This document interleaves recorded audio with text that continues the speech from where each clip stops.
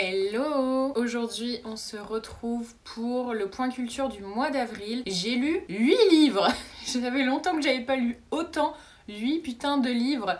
Donc je vais vous en parler aujourd'hui. En gros, je vais vous donner mon avis sur les lectures. Mais par contre, ce que j'ai appris dans les essais, on fera une autre vidéo sur le sujet parce que j'ai lu plusieurs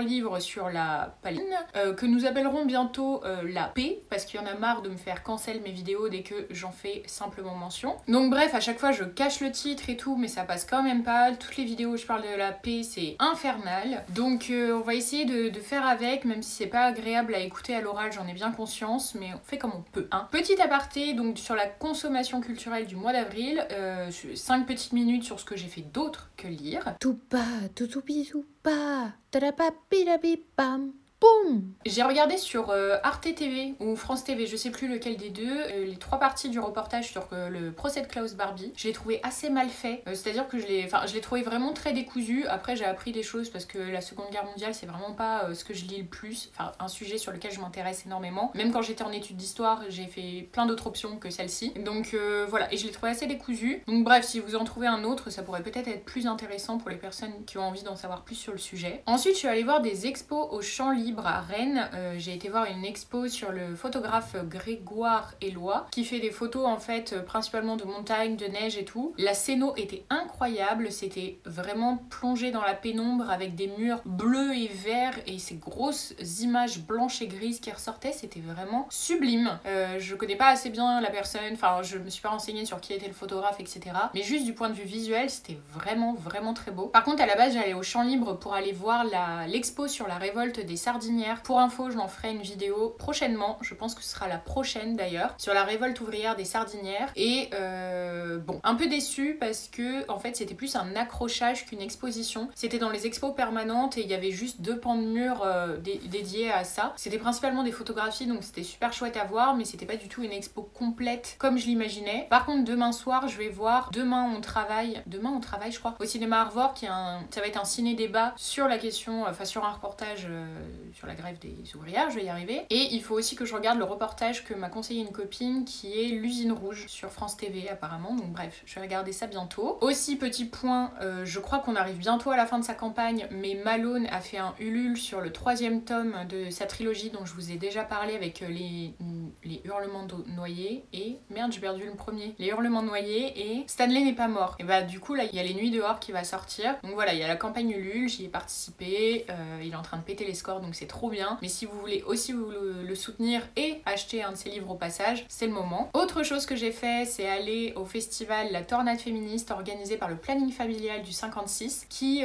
organisait une levée de fonds justement pour financer les IVG qui sont réalisées après les dates officielles, on va dire. C'est-à-dire par exemple, je sais pas, quand t'es mal suivi par un médecin, que t'es en situation de précarité, d'isolement ou que tu parles pas français, etc. et que le médecin il te fait des violences médicales en mode t'es pas enceinte et en fait au bout des temps de semaines légales pour avorter, en fait le mec il te fait ah mais si vous êtes enceinte en fait, pardon, plein d'exemples, mais c'est dans ce cadre là qu'en fait le planning familial prenait des fonds, soulevait des fonds, pardon, et donc il y avait ce petit festival en fait où on pouvait donner ce qu'on voulait, tout était à prix libre, etc. mais tout revenait, tous les bénéfices revenaient au planning familial. Du coup j'ai vu le concert d'Argalouf que je suis depuis un moment, qui est une rappeuse, c'était vraiment trop bien. Je me suis fait tatouer aussi à prix libre, je sais pas si on va le voir mais j'ai un petit arc-en-ciel maintenant. Et attendez, alors dans les autres trucs à prix libre, je me suis pris je le cache, un petit pins, oh là, youtubeuse beauté, un petit pins Free GAZA.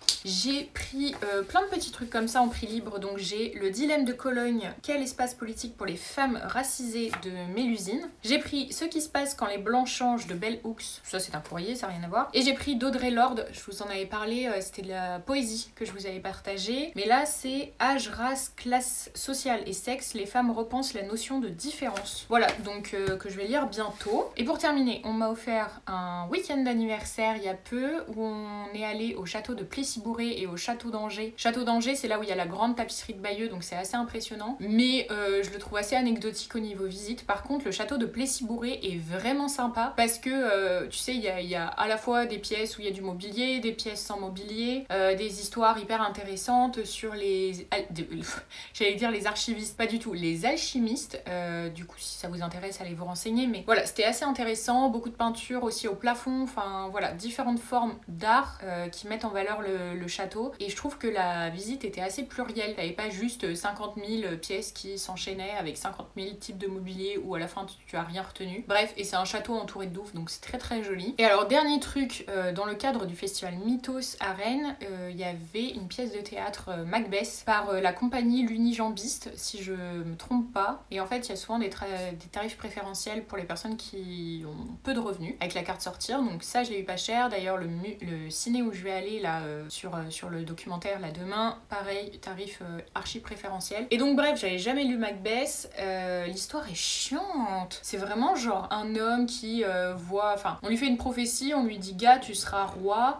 Ah non, je peux pas être roi parce que je suis personne. Ah ok. Ah bah du coup, je vais tuer le roi pour devenir roi. Oh mon dieu, je souffre, j'aurais jamais dû faire ça. En fait, c'est sa femme qui nettoie derrière lui parce que le gars est émotionnellement trop touché. Et en fait, on en arrive à une cascade de meurtres qui n'ont ni queue ni tête. Et alors pourtant, je suis assez ouverte à Shakespeare, c'est pas... Voilà. Mais alors là, je suis vraiment restée en dehors du truc. Il y avait des mises en chanson qui me parlaient pas du tout. Il y avait juste une femme, la seule femme racisée d'ailleurs, enfin en tout cas de loin, je crois que c'était la seule, qui avait une voix mais oufissime. Mais alors les autres et tout, la mise en scène, j'étais pas le public. Alors le texte de Macbeth, je me suis dit c'est l'occasion de le découvrir, ce qui est le cas. Je n'ai pas aimé. Voilà. Mais ça c'est presque d'un point de vue subjectif, on va dire. Voilà, c'est mes goûts personnels. Toupa, toutoupi-toupa, tarapapirapipam, boum. Dans le style classique, nous avons lu... Appelé. Alors, sachez que je me suis mise au post-it, enfin, 1000 ans après la guerre, mais nous avons lu ensemble Le Cid de Corneille, c'est mon édition de quand j'étais au collège ou au lycée, je ne sais plus, et je ne me rappelais absolument pas de l'histoire qui est infernale également. Hein. Alors là, c'est un peu plus daté, hein, quand même, on est sur le 16e siècle, si je me trompe pas, mais, alors c'est du théâtre encore, hein. Le théâtre, faut être quand même assez à l'aise pour en lire, puisque c'est quand même un style très particulier. Le point positif, c'est que c'est très court, mais alors j'ai pas aimé la plume, il y a des mots, il y a un des mots, merde, je me rappelle plus ce que c'était, qui est revenu mais en boucle. Il y a Gotham juste là. Coucou. Putain, je me rappelle plus ce que c'était, mais un mot qu'on emploie assez peu et qui est revenu mais 50 fois dans le texte. Alors 50 fois, j'exagère complètement, mais je retrouve pas. Mais bref, tu sais, c'est dans ce texte-là qu'il y a au désespoir, au machin ennemi, vieillesse ennemi. Je vais y arriver. Et en gros, c'est alors je vous spoil pas, hein, c'est à chaque fois je vous donne juste le pitch de base, c'est-à-dire que là, c'est un Gus qui est amoureux d'une femme, voilà. Et en fait, le père du Gus lui dit oh là là, venge-moi, tue le père de ta zouze. Alors déjà, pourquoi tu le fais pas toi-même? Et donc bref, on en part de ça et tout est une histoire de machin qui est amoureux de trucs et en fait Bidule est amoureux de machin et oh mon dieu, le gars est quand même allé à la guerre et oh mon dieu c'est un héros mais en même temps il a tué mon père, est-ce que je peux être en couple avec un mec qui a tué mon père? Et en soi ça aurait pu être intéressant comme histoire de ce conflit intérieur entre amour et dégoût, colère, je sais pas, mais j'ai trouvé ça assez mal, je sais pas, j'ai pas aimé. En plus, enfin c'est sur, il y a pas mal de questions de guerre qui sont assez compliquées à lire désormais, je trouve. Après, c'est à remettre dans l'époque, ça bien sûr. Ah oui, il y a aussi à vaincre sans péril, on triomphe sans gloire. Ça vient de là aussi, ça je le savais pas. Voilà, et la guerre contre les morts, M-O-R-E-S. Par exemple, là, on a une phrase qui dit: les morts ont appris par force à vous connaître, et tant de fois vaincus, ils ont perdu le cœur de se plus hasarder contre un si grand vainqueur. Je sais pas, c'est des formulations que j'aime pas trop, quoi. Il y en avait une autre aussi que j'avais pas aimé. Il y a Gotham qui fout le bordel dans sa litière, je sais pas si vous l'entendez. Qu'est-ce que j'ai mis? Ah oui, il y a Chimène, la meuf de base, qui à un moment donné elle écrit je me meurs. Ça c'est vraiment daté, mais qu'est-ce que ça m'a fait rire, putain. Alors voilà, dans les phrases qui m'ont posé question, et encore une fois qui sont à remettre dans le contexte là pour le coup, parce que là ça date de jadis hein, quand même. Mais par exemple, on a des phrases comme mais leurs vaillantes mains se tremperont bien mieux au sang des Africains, par exemple. Là j'ai plein de phrases qui sont pas incroyables, je sais même pas pourquoi j'ai mis des post-it. Ouais, j'ai encore noté des trucs de Chimène. Quoi, sire, m'imposer une loi si dure? Mais ça me fait rire. Mais voilà, c'est un peu l'idée. Si Rodrigue à l'état devient si nécessaire, de ce qu'il fait pour vous, dois-je être le salaire, et me livrer moi-même au reproche éternel d'avoir trempé mes mains dans le sang paternel. Après voilà, c'est quand même une zouze qui essaye de se battre pour ce dont elle a envie, qui réfléchit pour ce qui lui semble important. Donc mine de rien, ça pour l'époque, c'est quand même assez intéressant pour le noter. Donc voilà, nous avons ce texte que j'ai assez peu aimé, mais qui en soi, je pense, a un intérêt au niveau historique. historique à minima, mais qui est assez difficile à lire en 2025, je trouve, pas forcément que de par la formulation, hein, mais par le traitement des thématiques, et notamment parce que c'est des triangles amoureux en veux-tu en voilà, mais qui ne m'intéressaient pas, parce que pourtant j'aime bien ce genre de truc, mais là je suis restée très en dehors. Et alors les alexandrins, je crois que c'est des alexandrins, ça me parle assez peu, ce genre de dynamique de phrase, ça me bourdonne dans la tête, j'aime pas trop. Ah oui, puis il y a aussi ça, c'est que le mec, il y a une meuf qui l'aime en secret, la meuf, il y a un autre mec qui l'aime en secret, et en fait au final ces gens, on s'en fout, enfin ça aurait pu être hyper, tu vois, une romance un peu compliquée, en fait, après ceci dit, c'est presque un ancêtre de la dark romance finalement, hein, parce que le mec tue quelqu'un et est-ce qu'on peut l'aimer quand même quand il a tué son père. Bref, on va dire que la question n'est pas binaire, hein. Ah oui, puis en plus lui il la supplie à chaque fois, mais non, mais tuez-moi, et elle est là, non, mais oui, je veux vous tuer, mais je vous aime. Et c'est, ah ouais, c'est ça aussi, c'est que c'est archi redondant. En fait, il y a beaucoup de scènes qui tournent en boucle et qui sont presque paraphrasées de la précédente, je trouve. Puis bon, il y a tout le côté militarisé aussi du mec qui va à la guerre et qui s'auto-nomme l'invincible. Tu vois, il y a tout ce côté, comme il a fait la guerre, on peut lui pardonner, est-ce que le roi va lui pardonner? Enfin, tu vois, il y a toutes ces questions ouvertes juste parce qu'il a fait la guerre. On va peut-être lui excuser un crime qu'il a commis. Enfin, je sais pas ce que vous en pensez. Et puis même le père là, ça part dans tous les sens, j'espère que vous suivez. Mais le gars, son père qui a demandé de tuer son beau-père, et bah finalement le père il dit ah là là, oui, mon fils a tué quelqu'un, tuez-le. J'ai retrouvé le mot qu'il employait tout le temps. C'est magnanime. Magnanime. Qui emploie ce terme en veux-tu en voilà? Magnanime. Toupa, toutoupi, toupa, tarapapirapipam. Boum! Bref, sinon, je vous en ai déjà parlé, mais j'ai un club d'écriture, de lecture. Enfin, en gros, on avait assisté à un atelier d'écriture de l'autrice Yuna Visantin, qui est hyper, dont j'aime énormément les textes et qui est hyper sympa. Et en fait, on avait tellement matché avec le groupe, ces 5 meufs qui vont de 19 à plus de 60 ans, qui sont incroyables. Vraiment, elles sont merveilleuses. Et on a continué de faire ces ateliers avec Yuna pendant 1 an quasiment. Et après, Yuna avait plus la possibilité de continuer d'animer ses trucs. Et nous, on a continué de faire des week-ends ensemble où en fait, on prend 2 jours pour écrire, lire, ou aller, d'ailleurs c'est avec elle que je suis allée à la tornade féministe, ou aller à ce genre d'événement. Culturellement, on fait plein de choses, donc c'est hyper intéressant. Et du coup, chez la personne qui nous accueille, qui habite à côté de Vannes, qui a une maison incroyable et tout, j'ai pu lire, parce qu'elle est du genre à prêter sa bibliothèque, contrairement à moi. Et du coup, j'ai lu Les Culottés, la BD Pépin et Olivia, et le livre Faudrait peut-être recadrer. Alors, Faudrait peut-être recadrer, c'est un livre féministe avec, vous savez, des petites formes courtes, un peu des punchline une par page, tu sais, genre en mode presque blague malabar, version féministe que tu peux balancer. Mais ça m'a pas parlé. Je pense que je suis pas le public cible en fait pour ça. Ça me parle pas, tout simplement. Après, les phrases étaient très justes, mais c'est vrai que moi, j'aime beaucoup les formats déconstruits dans la littérature, mais celui-là, voilà, je suis restée très en dehors. Pépin et Olivia, c'est un peu comme le livre dont je vous avais parlé, Picobog. Les BD, elles sont un peu dans le même style, c'est des enfants qui font un peu des bêtises, mais c'est très mimes. Enfin voilà, c'est un truc qui se prend pas la tête, mais qui de temps en temps peut t'offrir une bulle de je mets le monde de côté et dans cet univers tout est mimes et sain et du coup je peux m'y plonger pour couper un peu. C'est un peu ce qui m'est arrivé et ça m'a fait beaucoup de bien. J'ai lu le volume 1 des Culottés aussi, qui est une bande dessinée où vous avez plusieurs planches. En gros, c'est des présentations de femmes qui ont fait des choses incroyables, vraiment, et des portraits pas... en fait, c'est pas toujours les mêmes portraits, tu vois, des femmes qu'on a vues et revues, enfin les 10 mêmes qui présentent en permanence. J'ai appris beaucoup de choses et c'est des femmes qui viennent un petit peu de partout sur Terre, c'est pas juste les mêmes blanches anglaises ou françaises qu'on présente en boucle ou américaines. Donc voilà, et c'est sur plein de thématiques différentes, la recherche scientifique, le spectacle, juste la vie de tous les jours, le militantisme et tout, et ça présente des portraits de femmes. C'est drôle, les illustrations sont très belles, c'est très bien écrit et c'est hyper éducatif. Et en même temps, t'as pas l'impression de lire un essai non plus, donc c'est hyper agréable, vraiment, je vous conseille. J'ai hâte de retourner chez elle pour lire le volume 2 du coup. Toupa, toutoupi, toupa, tarapapirapipam. Boum! Ensuite, attention, je me suis attaquée enfin à la littérature russe parce que comme vous pouvez le voir, j'ai 3 étages de livres de collection que j'ai acheté en brocante il y a des années et que je n'ai jamais lu. Donc je me suis dit ça y est, on se lance enfin, voilà. Donc Dostoïevski, Fédor de son prénom, qui est un prénom très drôle, je trouve, Fédor. Et donc j'ai lu Crime et Châtiment, ce qui est assez long. Alors vraiment en plus écrit en pâte de mouche, hein. Donc voilà.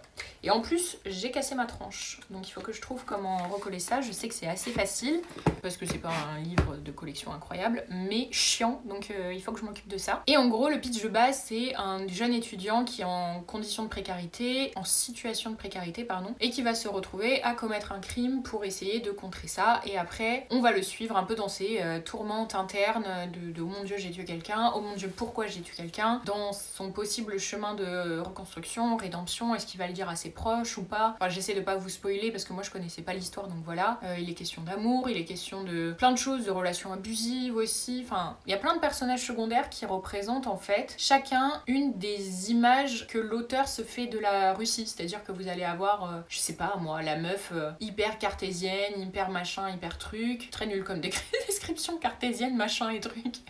Enfin, j'ai pas le mot, mais où le mec aigri, méchant, vil, tu vois, qui représente un peu la cruauté par excellence. Tu vas voir le mec qui est un peu lisse, mais gentil et qui est là, tu vois. Vous allez avoir la personne dévouée, passionnée. Enfin voilà, vous allez avoir presque des cases stéréotypé. Je me dis que c'est peut-être à cause de ce type de fiction justement qu'on a pu créer ces petites cases de personnages en mode bon là il y avait pas ça mais tu vois en mode le footballeur, la star, le machin. Là on voyait vraiment cette catégorisation où les gens sont gris, il y a pas de souci, mais où chacun va dans sa case. Enfin, en tout cas moi c'est comme ça que je l'ai vu quand je l'ai lu. Et sur le papier c'est un livre qui avait tout pour me plaire parce que c'est lent, c'est assez contemplatif. Finalement il y a assez peu de descriptions et c'est vraiment sur mon dieu je souffre en interne. Et pourtant j'ai pas trop aimé son style, bizarrement. Alors par contre c'est long, hein. Clairement c'est long, si ça vous plaît pas, il y a des passages mais qui ne servent pas à grand chose dans le sens où on est presque plus sur une tranche de vie que sur un problème, péripétie, une solution, tu vois. Alors même si il y a une trame quand même je trouve, mais on est plus vraiment sur le quotidien d'une personne, donc c'est vraiment de la littérature du banal, du quotidien. Alors moi j'aime beaucoup, mais c'est vrai que ça peut être très lent pour beaucoup de gens qui aiment l'action, les rebondissements, les liens hyper compliqués, machin. Il n'y a pas trop ça. Et après socialement parlant, il y a des choses très intéressantes dedans, je trouve, et très dérangeantes aussi à lire. Par exemple, il y a un mec qui dit que l'intérêt est d'épouser une femme pauvre parce que quelques années plus tard on la présentera elle comme une profiteuse et que lui du coup ce sera oh mon dieu la pauvre vicose quoi. D'ailleurs le traitement des femmes est pas incroyable dedans, c'est loin d'être le pire que j'ai lu mais c'est pas le mieux non plus. D'ailleurs aussi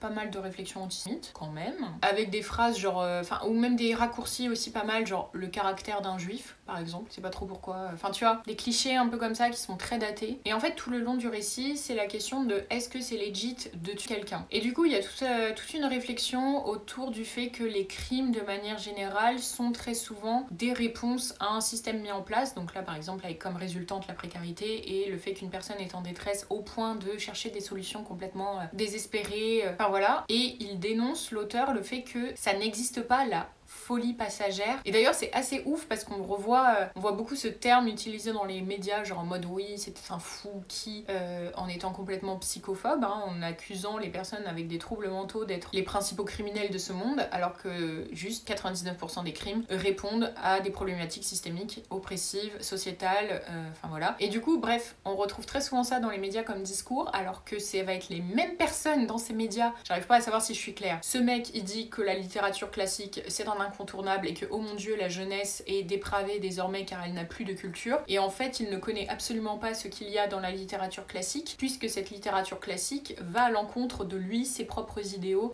généralement admis qu'il va valoriser dans des repas de famille à base de messie, il y a que les fous qui tuent, tu vois.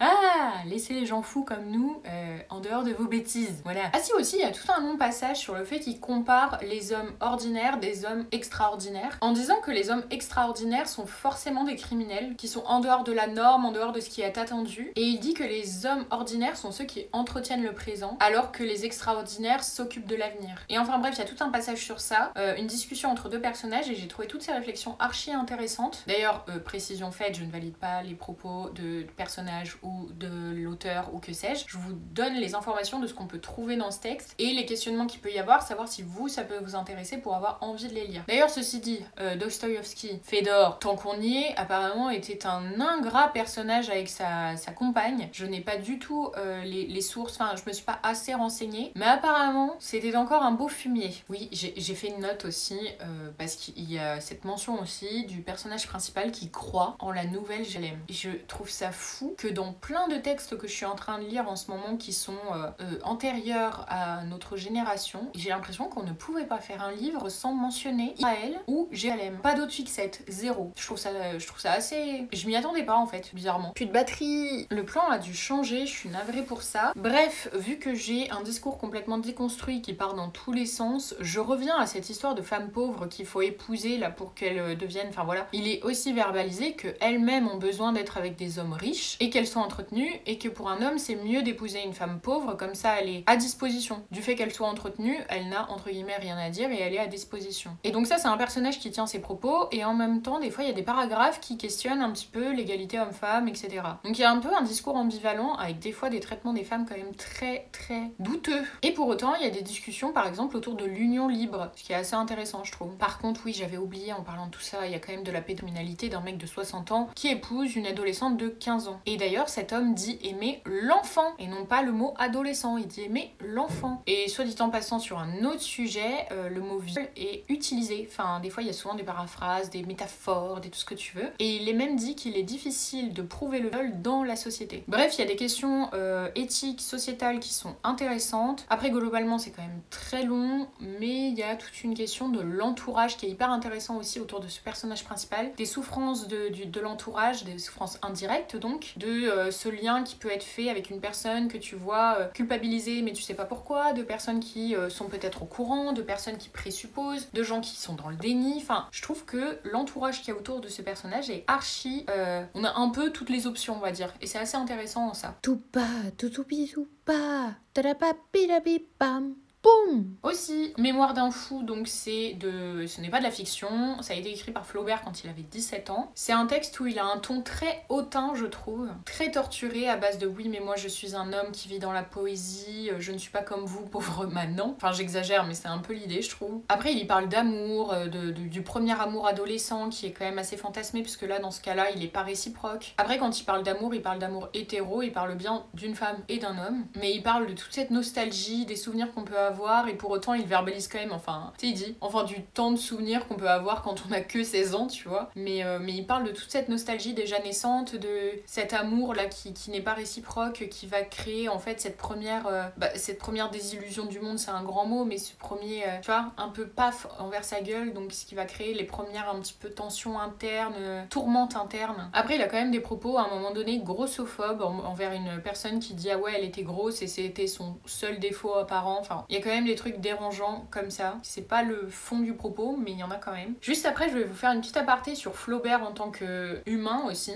mais je continue mon affaire là sur ce bouquin. Donc nous, on a lu Novembre ensemble. D'ailleurs, avant, je repostais tous mes lives de lecture sur cette chaîne, mais en fait, ça fout un bazar monstre, donc j'ai créé une chaîne Orcade Replay Twitch, où il y a et mes replays de gaming Sims, et mes replays de lecture de classiques intégrales. Tupa, tutupi, tupa, tarapapirapipam. Boum! Donc Novembre, là par contre, c'est de la fiction, qui est très courte, je vous l'accorde. Il l'a écrit quelques années plus tard, mais ça restait un jeune homme quand même. Pour les personnes que ça dérange, il y a 2 rapports sexuels très imagés quand même dans la lecture de ça. Donc voilà, pour les mineurs qui me suivent ou les personnes qui ne veulent pas lire ça, je le souligne là quand même. Et globalement, c'est l'histoire d'une travailleuse du sexe et d'un homme qui la rémunère donc pour les rapports qu'ils ont ensemble, qui vont nouer du lien amoureux ensemble. Et il y a toute cette question autour de la travailleuse du sexe. En fait, au début, j'arrivais pas à savoir si ils étaient en train de glorifier une travailleuse du sexe qui aimait la sexualité de manière dépravée, à l'excès, etc. Ce qui est totalement ok, mais qui est très souvent cliché dans la fiction, enfin un cliché qu'on retrouve très souvent. Ou est-ce que c'était la dénonciation de l'hypersexualisation comme symptôme post-traumatique d'un viol? Ce qui, je pense, finalement est le cas, puisque quand elle raconte son passé, cette femme s'est donc fait violer lorsqu'elle était mineure, et il va y avoir quand même soulignage, attendez, je suis perdue, on souligne la différence d'âge quand même des deux protagonistes, donc je trouve ça cool que ce soit fait. Et d'ailleurs assez cool aussi, c'est que elle, quand elle raconte tout ce traumatisme qu'elle a vécu, le mec est adorable avec elle. Je trouve qu'il est irréprochable, donc pour ça, dans une fiction du 19e, je trouve ça assez cool, vraiment. Et on voit tout le symptôme post-traumatique de cette femme qui refusait jusqu'à ce qu'elle le rencontre, tous les liens affectifs, l'utilisation de la sexualité comme moyen de survie et de contrôle sur son corps. Et en même temps, elle est hyper lucide sur la détresse qu'elle vit, et en même temps, elle est résignée. Enfin, je trouve ça assez intéressant comme traitement des post-traumas. Pour une femme qui a vécu un viol, je trouve ça plutôt bien, personnellement. Après, on retrouve quand même des trucs chiants que j'ai déjà relevés dans la fiction, c'est-à-dire que le mec, il va quand même partir à Venise, en Inde. On y revient, hein, mais c'est toujours les mêmes pays dans lesquels les blancs vont dans la littérature, c'est assez ouf. Genre, je sais pas, personne va en Uruguay, c'est toujours pareil, c'est un truc de ouf. D'ailleurs, j'ai bien aimé sa plume. À lire à l'oral, c'était beaucoup plus agréable que les 4 autres livres qu'on a lus ensemble sur Twitch. Donc pour ça, j'ai trouvé ça assez chouette quand même. Après, encore une fois, les maisons d'édition sont en roue libre, hein, parce que on a quand même l'utilisation de termes racistes. Il y a le N-word qui est utilisé dans ce texte, le mot sauvage aussi qui est utilisé pas mal de fois, et il y a quand même des phrases qui sont des dingueries. Bref, je vous fais une petite compile non commentée des phrases que j'ai soulignées qui, pour le coup, sont quand même vraiment compliquées. J'aurais voulu être empereur pour la puissance absolue, pour le nombre des esclaves, pour les armées éperdues d'enthousiasme. J'aurais voulu être femme pour la beauté, pour pouvoir m'admirer moi-même, me mettre nue, laisser retomber ma chevelure sur mes talons et me mirer dans les ruisseaux. Là, il y a une autre phrase. Assise sur mes genoux, elle avait une pose naïve d'enfant qui rêve, son beau profil se découpait en lignes pures, etc., etc. Bref, pendant son rapport, il compare énormément la personne avec qui il est enfin, il la ramène beaucoup au corps d'un enfant. Comme je me serais bien entendue si j'avais été homme, à corrompre des gardiens, à monter la nuit aux fenêtres et à étouffer sous ma bouche les cris de ma victime, tromper chaque matin de l'espoir que j'avais eu la veille. Donc là, on a une femme qui aimerait être un homme pour faire du massacre. Alors là, il y a une phrase aussi. Est-ce lui qu'il m'aime, qu'il me batte, qu'il me brise? Ouais, on peut s'arrêter à qu'il me brise. Là, j'ai juste souligné comme les femmes des sauvages. Et là, il y a le personnage principal qui parle du fait, enfin, qui compare comment sont traitées les femmes par les hommes et comment les hommes sont traités par les femmes dans les relations amoureuses. Et je trouve qu'il a un discours d'incel, clairement. Qu'une femme aime un homme, qu'elle lui fasse un signe et il tombe à ses genoux.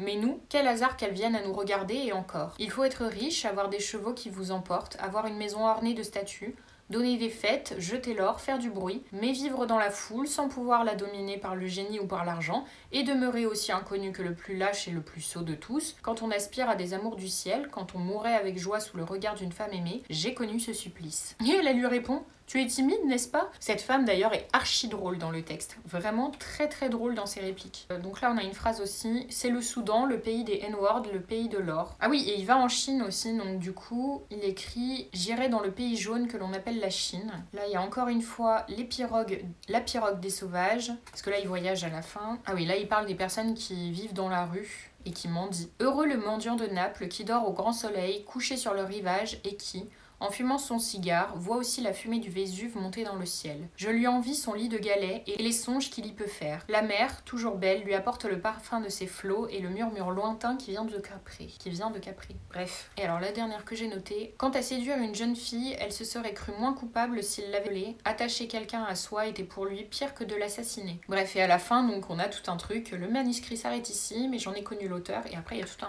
un blabla sur ça. Bref, voilà, il y a quand même des choses très négatives dans ce texte. Toupa, toutoupitoupa, tarapapirapipam, boum. D'ailleurs, en parlant de Flaubert, le Gus. Donc il a eu des propos archi-violents au sujet de la Commune de Paris. Pour celles qui ne le savent pas, la Commune de Paris, c'était entre mars et mai 1871. C'était une grande révolution populaire et ouvrière, où le peuple de Paris, en fait, s'est emparé du pouvoir pour essayer d'établir une société plus juste, plus égalitaire, plus démocratique. Ça a duré 72 jours. Ouais, 72 jours. Et en fait, elle a mis en place des réformes très radicales avant d'être écrasée par le sang, littéralement, par les forces réactionnaires du gouvernement. Et donc, on parle des communards et il y a eu des milliers de morts, du coup, parmi les communards. Et Flaubert, qu'est-ce qu'il dit à ce propos? Je vous le lis, du coup. Donc, à George Sand, le 6 juin 1871, il écrit « La haine des supérieurs est la source de la commune. Ce qui me révolte, c'est le triomphe de la canaille dans ce qu'elle a de plus bête, de plus ignoble, de plus féroce. » Le 29 avril 1871, à George Sand, il écrit « Quant à la commune qui est en train de râler, c'est la dernière manifestation du Moyen-Âge. La dernière, espérons-le. Je hais la démocratie, telle du moins qu'on l'entend en France. C'est-à-dire l'exaltation de la grâce au détriment de la justice, la négation du droit, En un mot, l'antisociabilité. Et une dernière, le 29 juin 1871, il écrit dans une lettre à Ernest Feydeau: « Il y a 15 jours, j'ai passé une semaine à Paris et j'y ai visité les ruines. Mais les ruines ne sont rien auprès de la fantastique bêtise des Parisiens. Elle y est si inconcevable qu'on est tenté d'admirer la commune.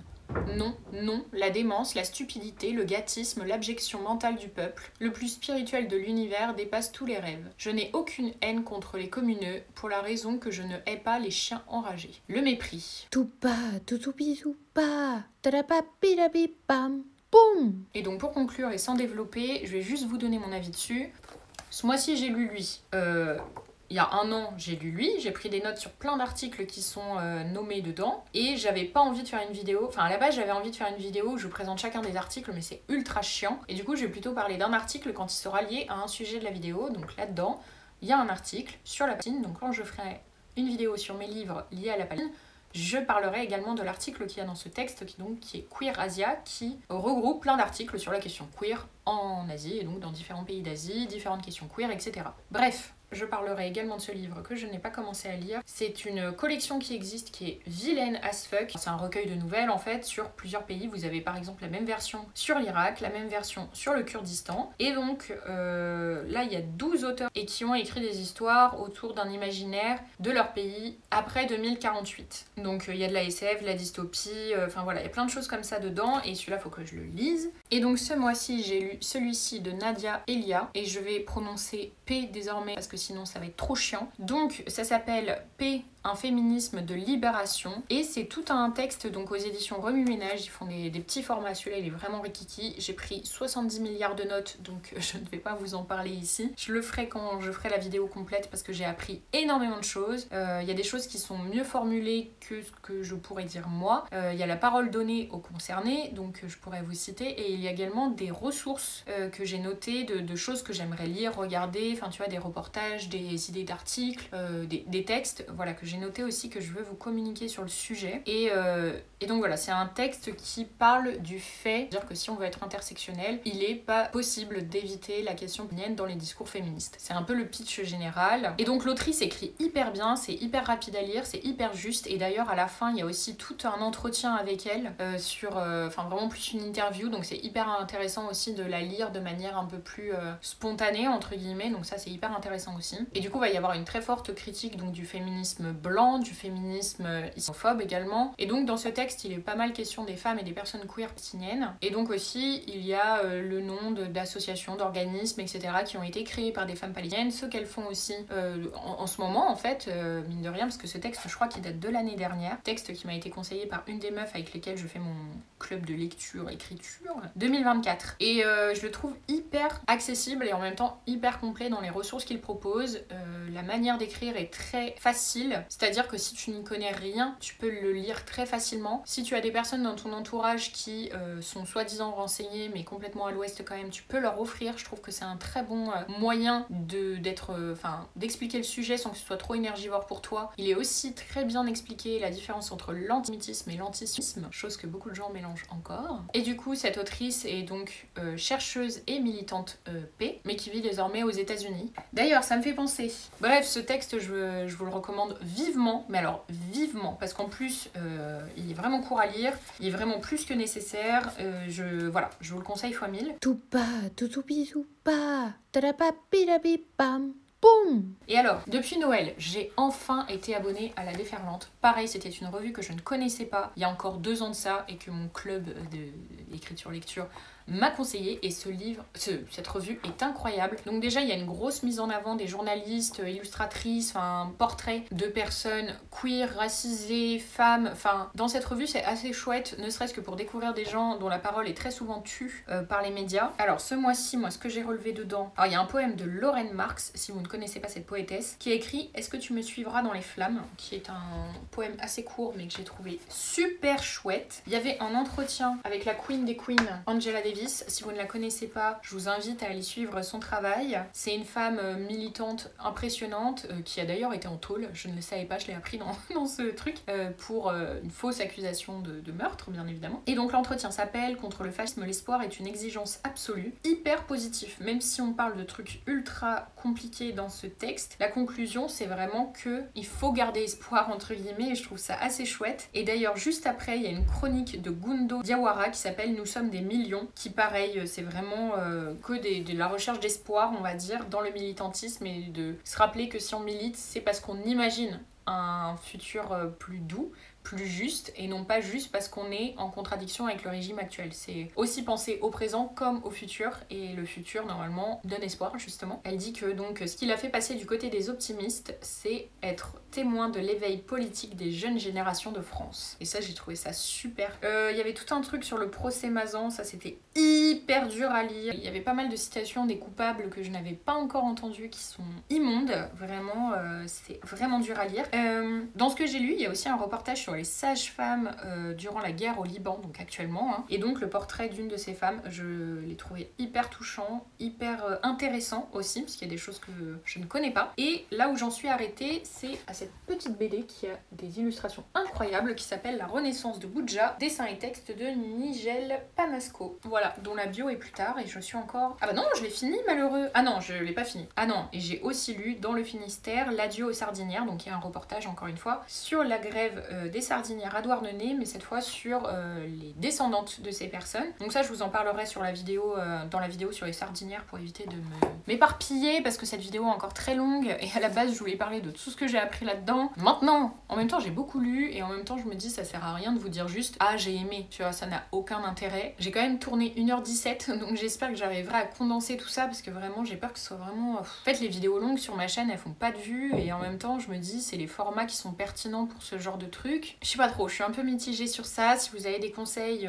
n'hésitez pas à me le dire. Après, honnêtement, je vois bien les vues à chaque fois que je parle de trucs d'actualité, elles se cassent la gueule. Donc ça me fait chier parce que c'est des sujets dont il faut qu'on parle et il faut en parler au plus grand nombre. Sauf que le plus grand nombre ne peut pas le voir puisque c'est cancel. Par internet, c'est infernal. Bref, merci d'avoir suivi cette vidéo.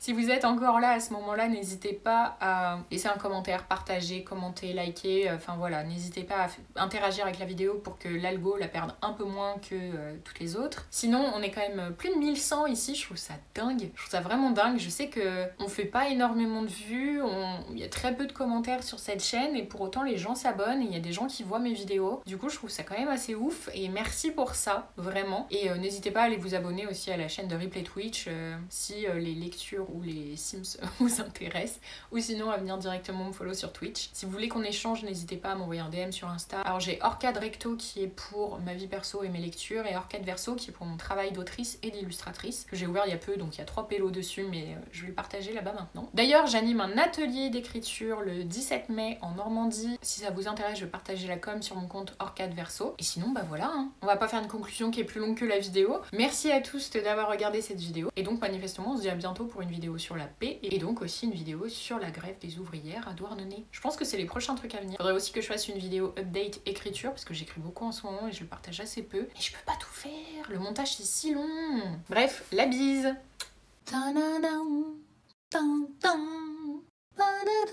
Bon,